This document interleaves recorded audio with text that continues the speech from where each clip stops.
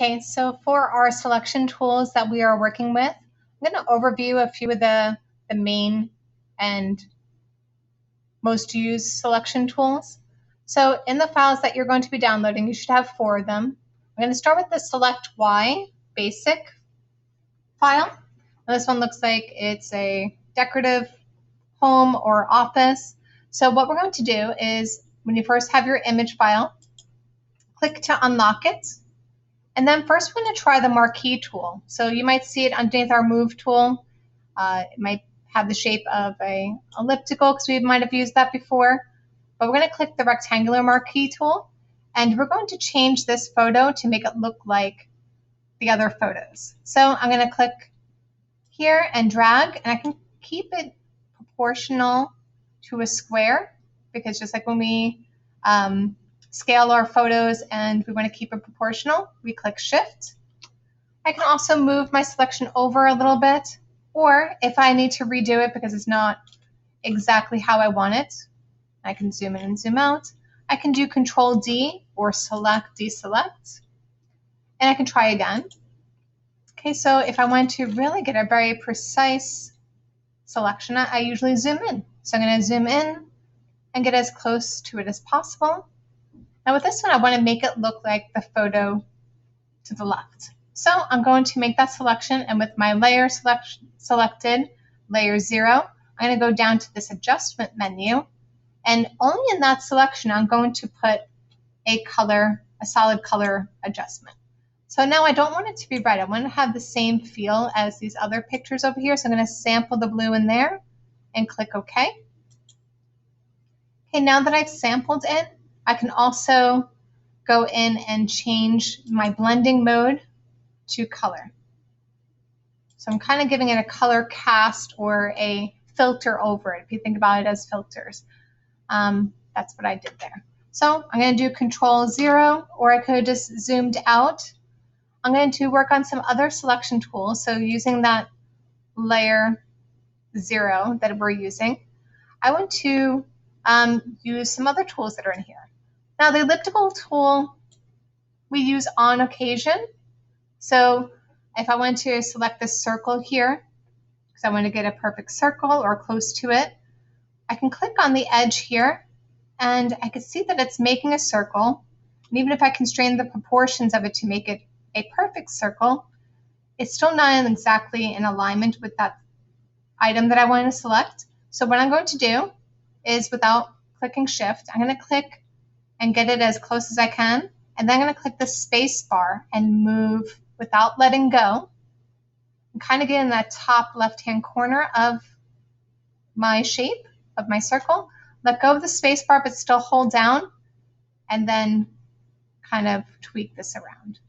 I could also do that a couple of times with my space bar, moving it, and then letting go, but still holding on to my mouse, click, and then I can get that selection.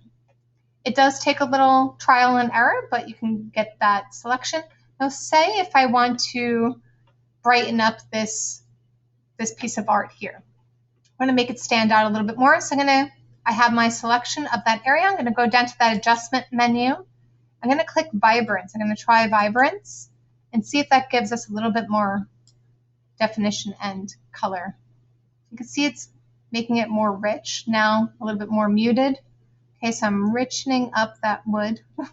Okay, so I'm making it stand out a little bit. Of course, I could try these other sliders to see how it does, but obviously, going to extremes is not necessary. I'm just making a little adjustment of that, and you can see that it's creating a layer mask of those areas that I'm just designating that are being affected. Notice that the rest of the image is not being affected by it, and if I take these off and hide them, you can see the difference, the before and after. Okay, let's try a different tool. Underneath the lasso tool, I don't use the lasso tool very often. The only way that I would use the lasso tool is to kind of get rid of something.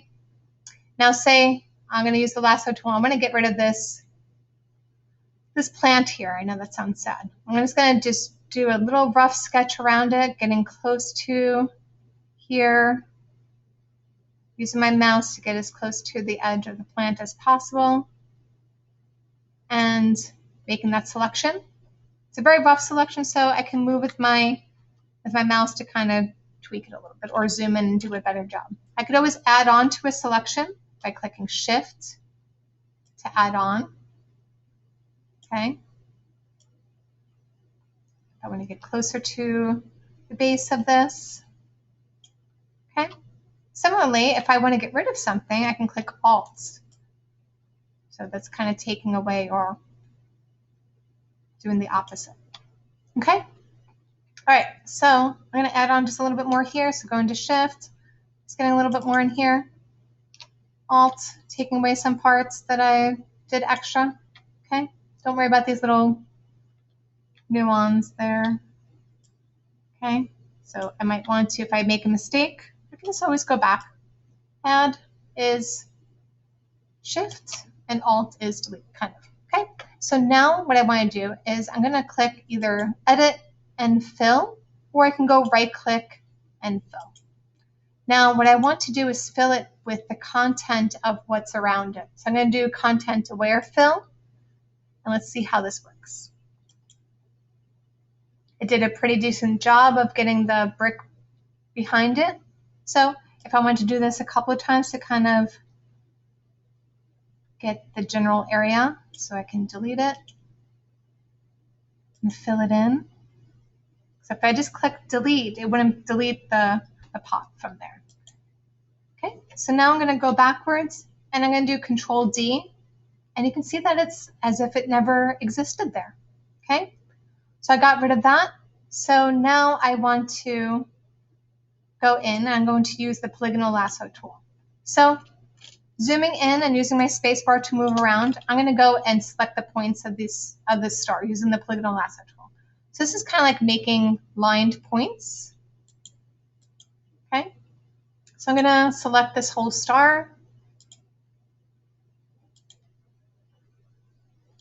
If I need to zoom in, I can to be more of a perfectionist at it, but it is kind of pixelated, so I know that that limits certain things.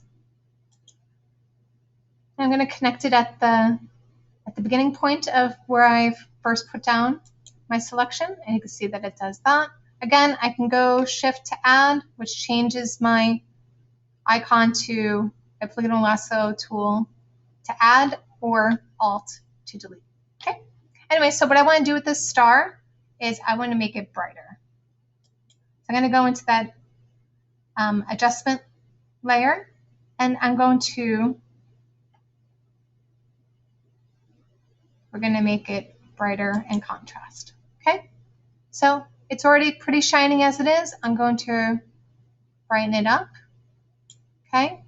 I could try what contrast does and see how it affects it. So maybe I'm going to bring that down a little bit to give it some contrast. I can do Control 0 to kind of zoom out and see how the effect works. Okay. So pretty much we're using selections to isolate a certain area of our artwork, to change color, to change brightness, to change the vibrance of an item, okay, to completely eviscerate a perfectly good potted plant. Okay, so you can see that we've done all of that with just using selection tools. Thank you.